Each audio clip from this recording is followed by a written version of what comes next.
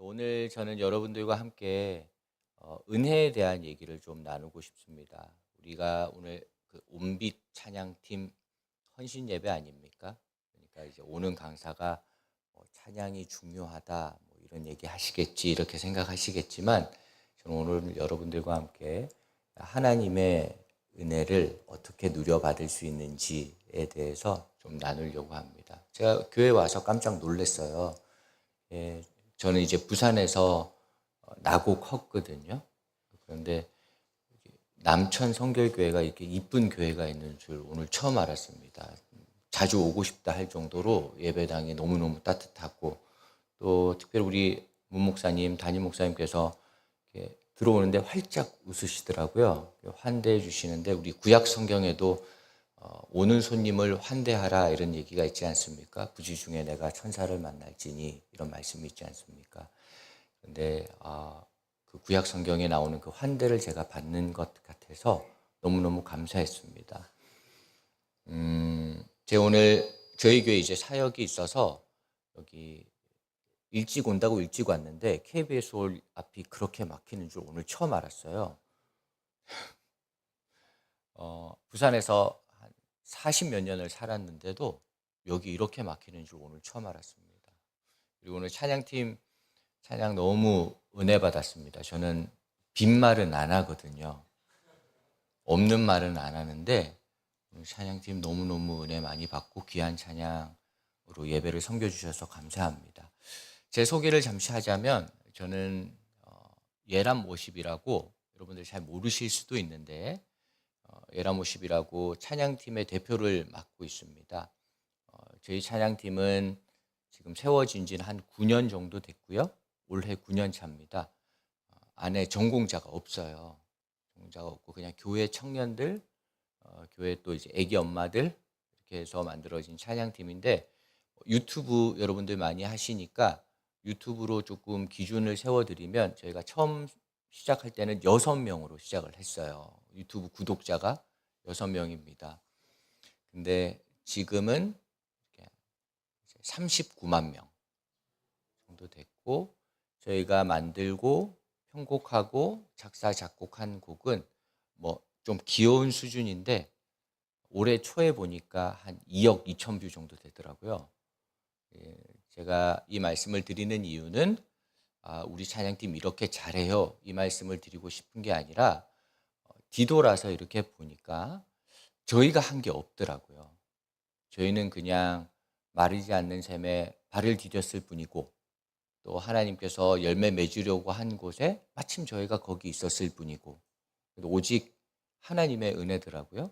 제가 오늘 드리고 싶은 말씀은 그 인생을 돌이켜 보니까 그 안에 하나님이 저희를 훈련시킨 과정은 있는 것 같아요. 하나님의 열매를 맺기 위해서 훈련시킨 과정이 있는데 거기에 대해서 조금 나누려고 합니다. 하나님께서 은혜 주실 때 제 삶을 돌이켜 보니까 하나님께서 몇 가지를 보시는 것 같아요. 하나님께서 은혜를 받을 수 있는지 없는지 하나님께서 보시는 것이 있는 것 같습니다. 첫 번째는 뭐냐면 한번 따라해 볼까요? 하나님을 어떻게 생각하는지. 하나님께서 은혜 주시기 전에 우리의 마음밭을 한번 보시는데요. 어떤 걸 보시냐면 하나님을 어떻게 생각하는지를 반드시 보십니다. 오늘 온빛 찬양팀 헌신 예배잖아요. 저는 온빛 찬양팀이 앞으로 5년 뒤에 10년 뒤에 한국을 넘어서 세계적인 찬양팀이 될 줄로 믿습니다. 이렇게 못 믿는 표정으로 아멘을 하시잖아요. 제가 이 말씀을 왜 드리냐면 제가 오늘 찬양팀 찬양 같이 들으면서 정말 은혜를 많이 받았거든요. 제가 지금 치과 치료 중이라서 이가 7개가 없어요. 그래서 같이 찬양을 부르지는 못했지만 마음 깊이 은혜 받았습니다.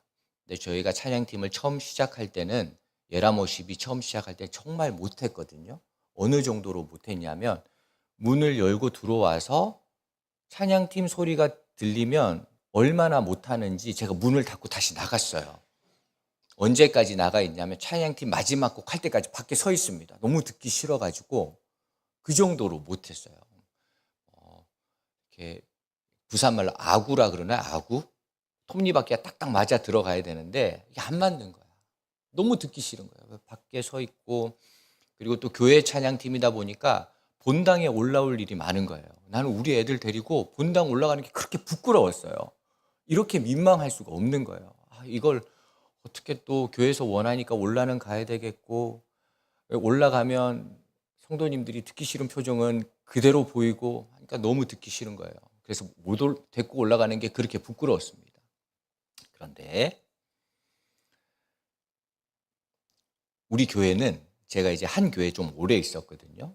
동네 중앙교회라고 동네에서 사역을 좀 오래 했습니다. 근데 우리 교회 성도님들이 이렇게 못하는 찬양팀이 찬양 부르고 나면 꼭 하시던 얘기가 있어요. 어떤 얘기를 하시냐면 우리 교회 찬양팀은 세계적인 찬양팀이 될 줄로 믿습니다. 이러는 거예요. 난 너무 안 믿기는데 난 이걸 너무 믿기도 싫은 거예요. 우리 기도도 약간 가능성이 있어야 기도할 맛도 나고 그러지 않습니까? 근데 나는 우리 애들 보면 전혀 가능성이 없어 보이는 거예요. 근데 우리 성도님들은 그게 뭐가 그렇게 이쁜지 찬양만 부르고 나면 우리 성도님들, 장로님들, 집사님들 나와가지고 너가 세계에서 최고다. 그 얘기 듣는 것도 민망한데 담임 목사님은 청년부 한번 올라오면 늘상 얘기하는 거예요. 세계적인 찬양을 들으셨습니다. 난 세계적인 부끄러운 찬양 듣는 줄 알았어. 제가 이 얘기를 왜 드리냐면 기도하는 부모 밑에는 기도하는 자녀가 나오기 마련입니다. 말씀을 소중하게 생각하는 교회 아래에는 말씀을 귀히 여기는 다음 세대가 자라나기 마련인 줄로 믿습니다. 듣는 대로 크거든요. 보는 대로 따라하거든요. 근데 우리 찬양팀이 그렇게 못했는데 교회 온 성도가 그냥 볼 때마다 세계적인 찬양팀, 너네는 잘 될 거야. 무조건 잘 될 거야. 하나님이 함께 하시니까 무조건 잘 될 거야. 그렇게 얘기를 했어요.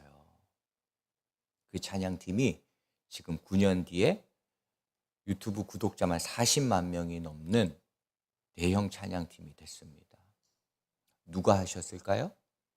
하나님이 하셨죠. 무엇을 사용하셨습니까? 하나님이 함께 하신다면 능치 못할 일이 없는 줄 믿습니다. 그 믿음을 사용하신 거예요. 우리 오늘 온빛 찬양팀 헌신 예배잖아요. 우리는 나가면서 어떤 인사를 하면 좋을까요? 세계적인 찬양팀 될 줄로 믿어. 얘네들이 믿고 안 믿고는 안 중요한 거예요. 그거는 그 다음 문제입니다. 하나님이 손바닥 위에 세우시면 가장 흔한 것, 가장 평범한 것도 가장 귀한 것 만드시는 분이 우리 주님이신 줄로 믿습니다. 그게 첫 번째로 필요하고요. 두 번째 필요한 거는 이런 것 같아요. 따라해 볼까요? 하나님의 몫이 있고 내 몫이 있다. 아니, 저는 성경 읽어보면 하나님의 몫은 하나님이 하시고 내 몫은 따로 있는 것 같아요. 아닙니까? 맞습니까? 아니었으면 좋겠는데 듣고 보니까 맞는 얘기 같기도 하고 그러지 않습니까? 근데 제가 읽은 성경에 보니까 하나님은 하나님의 몫을 하십니다. 세상이 두 쪽이 나도 하나님은 하나님의 일을 세워가십니다. 그런데 하나님께서 하나님 일을 하실 때는 내 몫을 남겨두는 것 같아요. 제가 예를 하나 들어보겠습니다. 한번 맞춰보세요. 이스라엘 백성이 애굽을 탈출했습니다. 이거 어려운 말로 세 글자로 뭐라 그래요? 출애굽이라 그런다. 그죠? 출애굽을 하나님께서 인도해 내셔가지고 애굽을 잘 탈출했습니다. 그런데 탈출하고 나서 보니까 큰 바다를 만난 거예요. 이 바다를 두 자로 뭐라 그러죠? 홍해라 그런다고 그러죠. 우리 남천 성결교회는 수준이 아주 높은 것 같아요. 문제 조금 더 내보겠습니다. 하나님께서 그 홍해를 어떻게 하셨습니까? 갈라 놓으셨죠? 자, 여기서 제가 질문 하나 드려보겠습니다. 이스라엘 백성은 갈라진 홍해를 지나가면서 무슨 생각으로 지나갔을까요? 무슨 마음으로 지나갔을까요? 우리는 성경을 글자로만 읽으니까 하나님이 가르셨고 이스라엘 백성은 지나갔나 보다. 보통은 이렇게 생각하지 않겠습니까? 그런데 이스라엘 백성이 갈라진 홍해를 지나가면서 그냥 지나갔을까요? 아니 뭐 이렇게 요단강은 뒤로 쌓이는 느낌이잖아요. 근데 홍해는 절벽처럼 갈라진 느낌이잖아요. 지나가면서 뭐라 그랬을까요? 지나가면서 막 우리 하나님 막 바다도 갈라도 이렇게 잘 갈랐네 뭐 이러면서 지나갔겠습니까? 안에 보니까 막 물고기 막 고래도 보이고 다 보인다 야 봐라 봐라 이러면서 룰루랄라 하면서 그렇게 지나갔을까요? 아마도 아주 두려운 마음으로 서둘러서 지나갔을 겁니다. 왜 그랬을까요?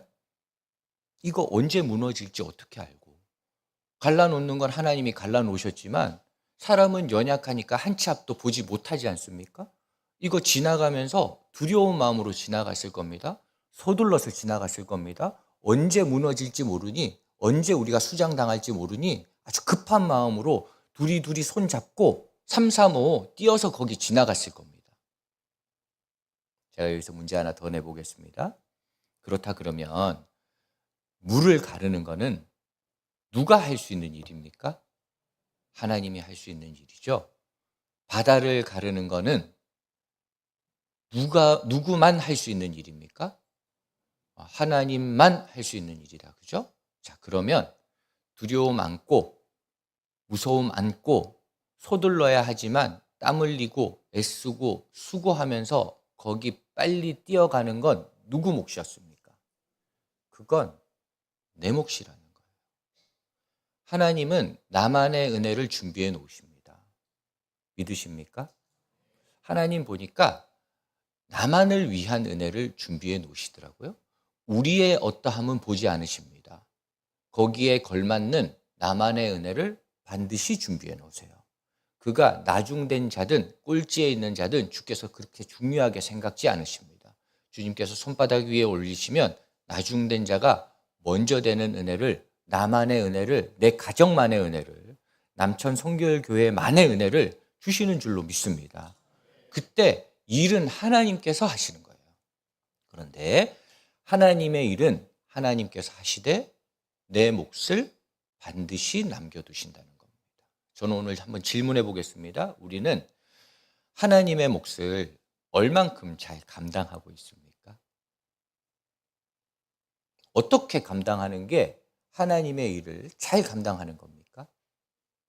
오늘 말씀이 그 비결을 우리에게 알려주고 있습니다. 오늘 말씀은 우리가 아주 잘 아는 말씀이에요. 베드로가 물고기를 그물이 찢어지도록 잡는 사건이 오늘 말씀의 사건입니다. 그런데 성경을 자세하게 읽어보면 베드로가 물고기를 잡기 전에 서사가 있습니다. 예수님께서 뭔가를 하세요. 예수님께서 무엇 하셨습니까? 베드로의 배 위에 올라가서 말씀을 선포하십니다. 자, 베드로는 예수님의 무슨 제자입니까? 첫 번째 제자다, 그죠? 이거 어려운 말로 수제자 이렇게 얘기하지 않습니까? 대단합니까? 안 대단합니까? 얼만큼 대단합니까? 하여튼 대단한 것 같다, 그죠? 우리 전도 열심히 하십니까? 사도행전에 보면 베드로는 전도 한 번 하면, 예수님 이름 한 번 선포하면 기본 3,000명 정도 회심합니다. 보니까 컨디션 좋을 때는 한 5,000명도 회심하더라고요. 대단하다, 그죠? 그리고 뭐 사도행전 2장 이런 데 보면 줄 게 없어가지고 은도 없고 금도 없거니와 내게 있는 뭐를 주죠? 그리스도? 예수 이름을 준다, 그죠? 예수 이름 주니까 어떻게 됩니까? 앉은 자가 일어나지 않습니까? 대단한 사람이다, 그죠? 근데 베드로가 처음부터 대단한 사람은 아니었다는 겁니다.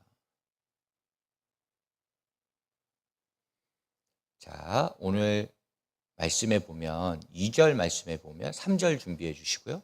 2절 말씀에 보면 어부들이 그물을 씻고 있는지라 이런 구절이 나와요. 베드로는 밤새 아무것도 잡지 못했습니다. 다음날 오전에 물고기를 잡을 그물을 정리하고 있는 거예요. 자, 왜 정리하는 겁니까? 이거 정리해야 그 다음날이 있을 것 같거든. 그래서 정리하는 겁니다. 이거 열심히 해야 됩니다. 이거 애쓰고 땀 흘리고 수고해서 해야 됩니다. 자, 그런데 거기에 배가 덜커덩하면서 흔들리면서 보니까 예수님이 타 있는 거예요. 그러면서 말씀을 전하겠다고 하신 겁니다. 자, 여기서 베드로의 배 위에서 예수님께서 말씀을 선포하시지 않습니까? 질문 하나 해보겠습니다. 베드로는 예수님의 무슨 제자죠? 자, 수제자다, 그죠? 대단합니까? 안 대단합니까? 대단하죠? 그렇다 그러면 예수님께서 말씀 선포하실 때 베드로가 배를 빌려준 겁니까? 아니면 뺏긴 겁니까? 이거 목사님이 물어보니까 뺏긴 것 같긴 한데 느낌상으로는 빌려준 것 같기도 하고. 자, 3절 말씀 한번 보겠습니다. 자, 3절 말씀 함께 읽겠습니다. 시작. 예수께서 한 배에 오르시니 그 배는 시몬의 배. 여기까지. 자, 예수님께서 한 배에 오르셨다, 그죠?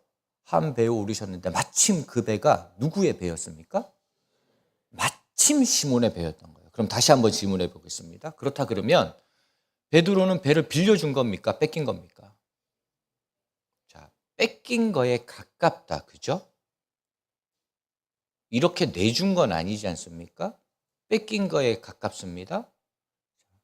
오늘 말씀이 은혜를 받기 위해서 우리에게 어떤 몫이 있는지 이 3절 말씀을 통해서 우리에게 알려주고 있습니다. 따라해 봅시다. 하나님을 기쁘시게 하는 선택을 하라. 우리의 몫이 무엇일까요? 하나님이 기뻐하실 일을 선택하는 것, 그것이 우리의 몫입니다. 우리는 내가 할 수 있는 걸 하려고 합니다. 내가 하고 싶은 걸 하려고 합니다. 자, 그렇다 그러면 베드로는 지금 배 빌려줘야 됩니까? 안 빌려줘야 됩니까? 안 빌려줘야 됩니다. 왜 그렇죠? 내가 하고 싶은 건 다음 날을 준비하는 겁니다. 그래야 물고기를 잡을 수 있는 희망이 거기서 나오는 거예요. 이거 해야만 잘 될 것 같은 겁니다. 이것을 해내야만 좋은 일이 있을 겁니다. 우리는 그렇게 생각합니다. 그런데 하나님은 무엇을 보신다는 거죠? 그때 하나님이 기뻐하실 마음가짐을 가지고 있는지, 하나님이 기뻐하실 언사를 하고 있는지, 하나님이 기뻐하실 선택을 하고 있는지 주님은 반드시 그것을 보신다는 겁니다. 제 이야기 잠시 하고 마치도록 하겠습니다. 저는 한 교회에 조금 오래 사역을 했어요. 동래 중앙교회라고 아시는 분 있는지 모르겠는데 동래에 있습니다. 동래. 거기서 제가 18년 9개월 있었어요. 어느 정도로 있은 거냐면 담임 목사가 원로 목사 되는데 20년 걸립니다. 저는 몇 년 있었죠? 18년 9개월 있었다, 그죠? 그러면 1년 3개월만 그냥 쥐 죽은 듯이 소리 소문 없이 지냈으면 원로 부목사 될 뻔했습니다. 오래 있었다, 그죠? 얼마나 많은 일이 있었겠습니까? 그런데 우리 청년부 목사님이 갑자기 사임을 하게 된 거예요. 누군가는 거기 가야 됩니다. 그런데 우리 교회는 이렇게 선후배지간으로 목사들이 돼 있었어요. 그러니까 거의 상명하복. 겉에서 볼 때는 아주 온유해 보이지만 그 안에는 철저한 서열 관계가 형성되어 있는 그런 교회에서 지냈습니다. 근데 저는 기도했거든요. 주님, 저기만은 안 됩니다. 저는 기도했습니다. 청년부만은 절대 안 됩니다. 왜냐하면 3가지 이유가 있는데, 첫 번째는 저는 워라벨이 없는 목회가 싫었어요. 저는 아직도 이해가 되지 않습니다. 우리 청년들 연애하다가 헤어지고 슬픔에 잠기면 왜 새벽에 담당 목사한테 전화를 왜 합니까? 나는 이런 삶이 너무 싫은 거예요. 우리 신혼부부들도 마찬가지입니다. 부부싸움하고 화해는 하고 싶은데 자존심은 굽히기 싫어. 그때 왜 목사를 사용하냐고요. 저는 그런 워라벨 없는 삶이 너무 싫었습니다. 이게 첫 번째 이유고, 두 번째 이유는 우리 교회는 성경 공부를 참 많이 하는 교회였어요. 그런데 제가 그때 고등부를 맡고 있었거든요. 근데 우리 청년부가 성경 공부를 많이 하니까 그냥 거기 가서 설교를 하기 싫은 겁니다. 왜 하기 싫냐면 제가 뭐 말 한마디라도 잘못하면 막 손 들고 막 대들 수도 있잖아요. 목사님, 그거 3명 아니던데, 4명이던데, 뭐 이러면 저는 목사로서 얼마나 굴욕감을 느끼겠어요. 저는 거기 가기 싫었습니다. 세 번째, 제가 그때 고등부를 맡고 있었는데요. 그때 하나님이 은혜를 많이 주셔가지고 약간 귀여운 수준인데 약간 성장을 했습니다. 한 4배 정도. 뭐 20 몇 명 있었는데 100명 넘어갈 정도로 성장을 했습니다. 자, 제가 질문해 보겠습니다. 여러분들 같으면 그 청년부 가고 싶겠습니까? 아니, 워라벨이 너무 없는 거예요. 저희 교회는 거기 담당 목사가 배정되면 주일 설교, 수요 설교, 금요 철야, 특별 새벽기도 있으면 그 담당 목사가 특별 새벽기도까지 다 해야 됩니다. 수련회도 외부 강사를 초청을 못 해요. 수련회 끼고 특별 새벽기도까지 하면 일주일에 설교가 13편인 겁니다. 제가 담임 목사는 아니지 않습니까? 너무 가기 싫은 거예요. 근데 우리 선배님들이 또 얘기할 때는 그렇게 밉상으로 얘기를 하더라고. 제가 그때 총각이었거든요. 나더러 뭐라 그러냐면, 저녁 전도사, 니는 총각이니까 시간 많잖아. 근데 저는 그때 그게 이해가 안 됐던 게 기분이 너무 나쁘더라고요. 나는 결혼한 우리 목사님들이 더 시간이 많아 보였거든요. 그렇지 않습니까? 집에 가가지고 애만 좀 열심히 보면 되지 뭐. 분리수거 열심히 하고 청소만 좀 열심히 하면 되지. 얼마나 여유 있고 안정적이에요. 청년인 우리는 매일매일이 광야입니다. 누구를 만날지, 언제 결혼할지, 언제 취업할지 어떻게 알아? 안정적인 거라고는 없는 거예요. 근데 나더러 거길 가라 그러니까 너무 싫은 거예요. 제가 우리 엄마한테 전화를 했어요. 찌질하지 않습니까? 제 집은 일본입니다. 부모님이 일본에 계시고 선교사님은 아니신데 오사카에 한 30년 정도 사셨어요. 우리 엄마한테 전화를 했습니다. 근데 우리 엄마는 신앙에 양보가 없는 분이셔요. 그러니까 뭐 자녀한테 하지 말아야 될 얘기도 스스럼 없이 하시는 분이 우리 엄마입니다. 지옥에나 가라. 뭐 이런 얘기는 잘 안 하지 않습니까? 그래서 수련회 가면 늘 그 밥해 주러 오는 아주머니들 있지 않습니까? 권사님, 집사님들. 우리 엄마가 그런 엄마였어요. 난 아무것도 모르고, 우리 엄마는 새벽 기도 때 나가니까 아무것도 모르고 봉고차를 타고 수양관으로 갑니다. 아무것도 모르고 내려요. 내리면 아주 익숙한 목소리가 들립니다. 아들 왔나? 저는 뭐 수련회 때 기도하라는 얘기보다 아들 왔냐는 그 얘기가 너무 싫은 거예요. 여러분들 혹시 가정에서 내가 그런 엄마다 하시는 분 있으세요? 그런 아빠다 하시는 분 있습니까? 근데 조심하셔야 됩니다. 왜냐하면 그런 엄마 아빠 밑에서 보통 목사가 나오더라고. 목사 얼마나 힘들어요. 엄마한테 전화를 했어요. 엄마한테 힘들어서 전화했습니다. 무슨 소리 듣고 싶어서 전화한 거예요? 위로받고 싶어서 전화한 거예요. 근데 우리 엄마가 그냥 안 놔두는 거예요. 우리 엄마는 그런 얘기하며 모태신앙의 엄마들은 특징이 있어요. 어떤 특징이 있냐면 자녀는 전혀 은혜를 못 받고 있습니다. 근데 엄마 혼자 은혜 받아가지고 그 은혜 깨질까봐 막 성령의 감화 감동이 있는 얘기를 막 하시는 거예요. 우리 엄마가 그랬어. 나는 위로받고 싶어서 얘기합니다. 엄마, 내보고 청년부 가란다. 나 못 가겠다. 알지? 나 청년들 싫어한다. 우리 엄마가 뭐라 그랬냐면 거기서 우리 아들 힘들겠다. 조심해라. 그래도 막 이렇게 해야 되는 거 아닙니까? 우리 엄마는 전화기에 대놓고 이러는 거야. 감사해라. 그런 우리 엄마가 너무 싫은 거예요. 그래서 우리 엄마한테 대들었습니다. 엄마, 권사가 전도사의 삶을 아나? 치아라. 그만하자. 엄마 기도해가지고 내가 이 길 온 것 같은데 치아라. 이제 그만 기도해라.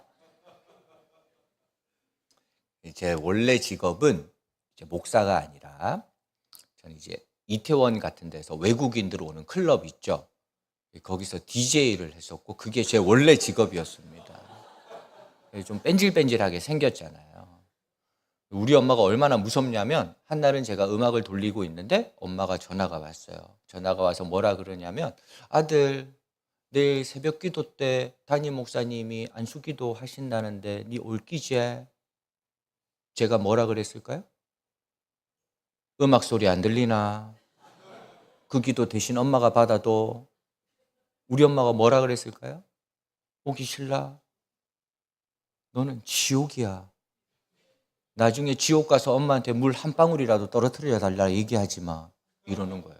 얼마나 무섭겠어요. 제가 청년부 가기 싫다 그랬는데 우리 엄마가 나한테 그 얘기를 하는 거예요. 가기 싫라.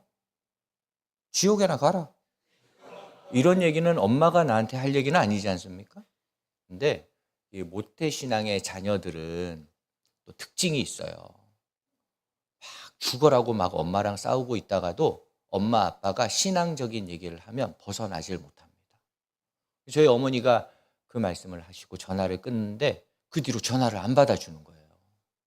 제 마음이 얼마나 불편했을까요? 그래서 표현이 죄송합니다. 제가 소 끌려가듯이 그 청년부에 가요. 개 끌려가듯이 거길 갑니다. 제가 질문 2가지 해보겠습니다. 저는 제가 한 순종은 이쁜 순종입니까? 안 예쁜 순종입니까?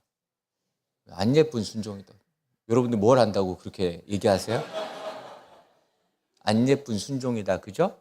제가 하나 더 질문해 보겠습니다. 안 예쁘지만 순종했습니까? 안 했습니까? 주님께서는 그 못난 순종까지도 순종하면 그 순종 귀히 여겨주시고 사용해 주시는 분이 우리 주님이신 줄로 믿습니다. 제가 그때 소 끌려가듯이 개 끌려가듯이 너무너무 못났게 순종했는데 거기 가서 만난 사람들이 지금 예라모십이에요. 누가 하셨습니까?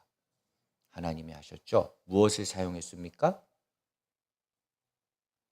하나님이 기뻐하실 일을 선택하고 있는지 그거 보시고 하나님께서 은혜 주셨다는 겁니다. 오늘 온비 찬양팀 헌신 예배입니다. 우리에게 하나님이 원하시는 건 무엇일까요? 하나님이 기뻐하실 말, 하나님이 기뻐하실 마음, 하나님이 기뻐하실 행동으로 이 찬양팀을 돌보고 가꾸어 나가라는 겁니다. 찬양팀도 마찬가지입니다. 하나님이 기뻐하실 마음가짐으로 교회를 섬기고 하나님이 기뻐하실 언사로 교회에 헌신하고 하나님이 기뻐하실 그 마음으로 참고 인내하고 순종하면서 교회를 세워나가는 것. 그것이 하나님께서 우리에게 주시는 메시지인 줄로 믿습니다. 오늘 온비 찬양팀 헌신 예배인데 늘 기도하는 마음으로 이들을 응원해 주시기 바랍니다. 기도하고 하나님을 사랑하는 마음으로 한 걸음 한 걸음 주님께 맡기면서 주님의 마음을 가지고 살아갈 때 하나님께서 우리 온비 찬양팀 남천 성결교회를 한국을 뛰어넘어서 세계적으로 쓰임받는 교회, 모든 사람들이 교회로 와서 하나님을 만나고 구원의 은혜를 누리고 돌아가는 귀한 교회로 세워나가실 줄로 믿습니다. 잠시 기도하겠습니다.